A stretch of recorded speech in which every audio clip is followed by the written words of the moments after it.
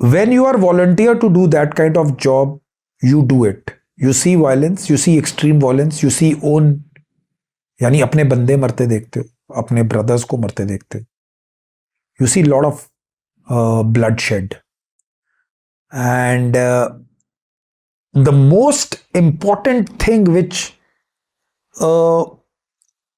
operative or the person who has done this close kind of life, उसमें एक चीज बहुत उभर के आती है, वो है कि respect and compassion for human life. आप समझ रहे हो?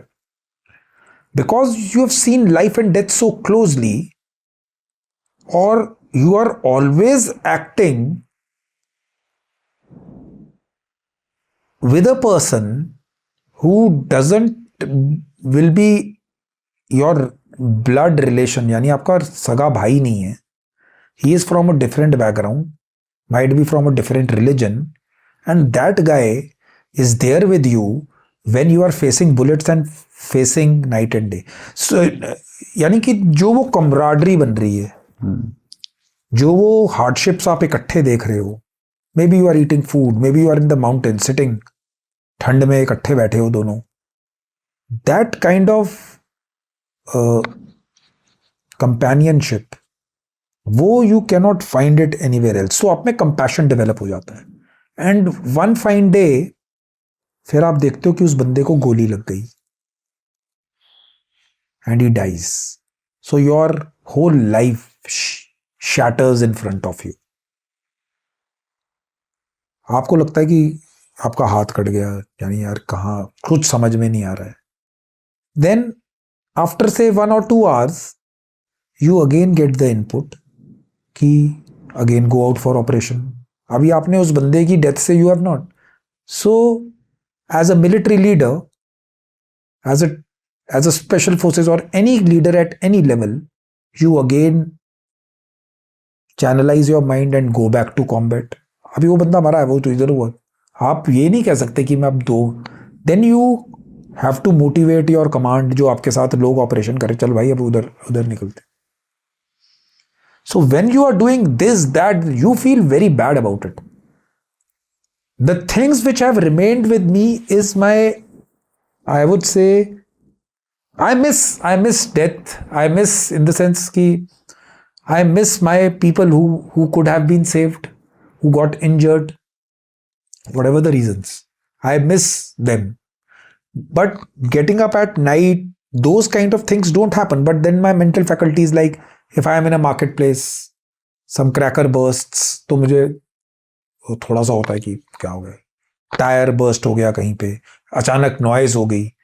So those things have not gone till date. And the other thing is कि आप because you have remained at that heightened kind of environment, आपको जो value of life है and seeing things which you are getting easily back in places like Delhi, you find कि you find them, they are luxuries of life. आप समझ रहे हो? You phone मिल गया, कर लिया, नहीं हुआ चले, कर लिया, कोई प्रॉब्लम नहीं है. आप कई बार ऐसी जगह पे होते हो, आपको 15, 20, 25 दिन आप बात नहीं कर पा रहे, घर पे कोई बात नहीं हो रही, there are no video calls, तो दूर की बात है, फोन ही नहीं है. सो जब आप वापस आते हो and you live a life as a civilian, whether on leave or after leaving, so आपके दिल में gratitude आता है. For you, going to a mall with your wife and girlfriend is a normal thing because you have not been separated. आपने वो environment नहीं देखा है कि जब every night you are moving out, you want to go out of here, go to a mall, smoke a cigarette, come back, have a drink. It's normal life for you. But over there, a soldier who is inside that COB, he moves out only to kill. वो हथियार के बिना बाहर ही नहीं निकल सकता, या वो अंदर बैठा है. ऐसे नहीं है कि आप बाजार में घूमने चले गए बिल्कुल as tourist. That will be isolated post कि कोई हाई ऑल्टीट्यूड पे रह रहा है, तो उसको जो चीजें नहीं मिलती जो नॉर्मल आर्मी को मिल रही है ना, उसको महत्व समझ नहीं आता. I will give you a very good example. I was on a United nation mission in one of the African countries. अब उस कंट्री में 2 दिन में एक आदमी को 1 मील मिलती थी. 2 दिन में 1 मील मिलती थी अफ्रीकन कंट्रीज में जहां पर हमारा यूएन मिशन था. अगर आप अपने कैंप के बाहर, हमारा यूनाइटेड पीस कीपिंग फोर्स थी, अगर आप उसके बाहर फूड फेंक दोगे तो वहां पर रॉयट्स हो जाते थे. तो हम जो खाना एक्स्ट्रा बचते थे जमीन के अंदर गाड़ते थे.